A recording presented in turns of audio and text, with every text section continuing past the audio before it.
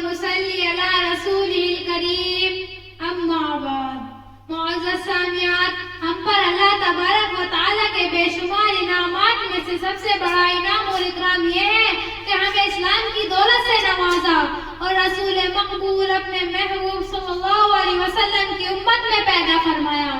پھر مزید کرم اور احسان یہ ہے کہ اس نے ہمیں اپنی بندگی اور اطاعت کی توفیق عطا فرمائی. یہ جو دولت خدا واحد نے ہم کو عطا کی ہے، ایسی دولت ہے کہ دنیا جہاں کی کوئی دولت اس کا مقابلہ نہیں کر سکتی.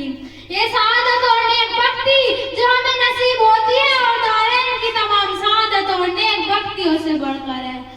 میری پیاری ماں اور بہنوں، ہمیں یہ دیکھنا ہے کہ ہم جو اللہ کی اطاعت اور بندگی میں لگی ہوئی ہے، روزہ نماز کی کسی نہ کسی طرح پابندی کر لیتی ہے، ماں باپ شوہر اور بچوں کی خدمات جو انجام دے رہی ہے، کہیں یہ تمام چیزیں اخلاص سے خالی تو نہیں؟ ہماری عبادت و اعمالوں میں اخلاص ہے یا نہیں؟ کیونکہ اخلاص ہی سے اعمال مقبول ہوتے ہیں، اللہ کی خوشنودی حاصل ہوتی ہے اور مکمل ثواب ملتا ہے. اگر نیتوں میں خلوص نہ ہو تو کوئی عبادت کوئی عمل اللہ کے یہاں مقبول نہیں.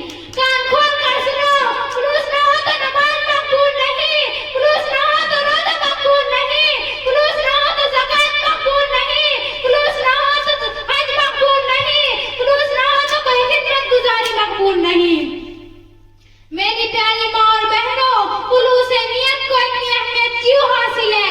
اس کی وجہ یہ ہے کہ اللہ تعالیٰ اعمال کو نہیں دیکھتا، وہ اعضائے جوارح کی حرکتوں کو نہیں دیکھتا، وہ لوگوں کو دیکھتا ہے، دلوں کے اخلاص کو دیکھتا ہے، وہ نیتوں کو پرکھتا اور جانچتا ہے.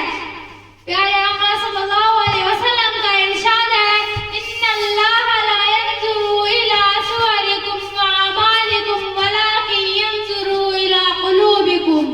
اللہ تمہاری صورت اور تمہارے اعمال کو نہیں دیکھتا، اور تمہارے اعمال اور تمہارے دلوں کے اخلاص کو دیکھتا ہے. ہمارے اعمال کا دار و مدار نیتوں پر ہے، اور ہم کو ہمارے اعمال کا ثواب ہماری نیتوں کے اعتبار سے ہی ملتا ہے. اگر ہماری نیتوں میں اخلاص ہوگا تو ہم اجر و ثواب کی مستحق ہوں گی، ورنہ ہمارا وہی عمل ہمارے لیے وبال جان بن جائے گا. پیارے آقا صلی اللہ علیہ وسلم کا ارشاد ہے، انما الاعمال بالنیات، اعمال کی مقبولیت کا دار و مدار نیتوں پر ہے.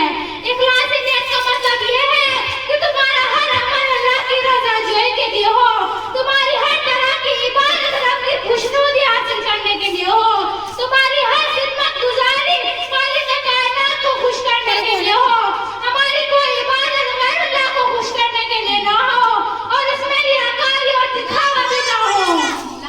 حضور صلی اللہ علیہ وسلم نے فرمایا، جو دنیا میں اپنے اعمال لوگوں کو بتاتا پھرا، قیامت کے دن اللہ تعالیٰ اس کو ذلیل اور رسوا کرے گا.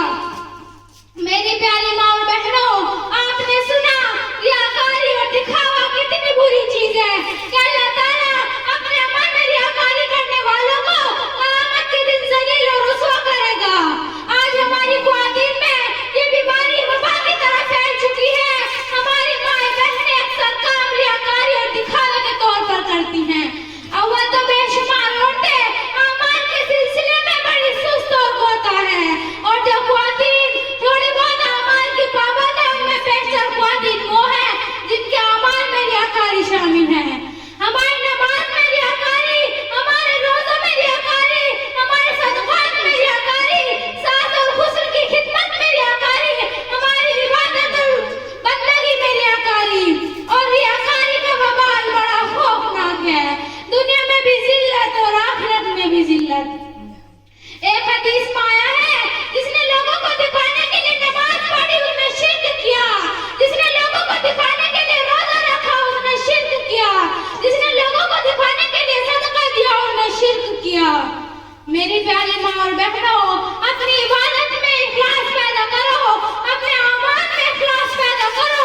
تمہاری ہر ادا اخلاص سے بھرپور ہو، تمہارا ہر قول و فعل خلوص سے پر ہو، اور تمہارا ہر قدم اخلاص کے ساتھ اٹھے. اور صحیح معنی میں توحید یہی ہے کہ ہم جو کہے یا کرے صرف اور صرف اللہ کی خوشنودی اور رضا کے لیے کرے. اور جو خواتین اپنی عبادتوں کو چھپاتی ہیں، ہر کام خلوصی نیت سے کرتی ہیں، ریاکاری اور دکھاوے سے بچتی ہیں، ایسی بندی اللہ کو پسند ہے.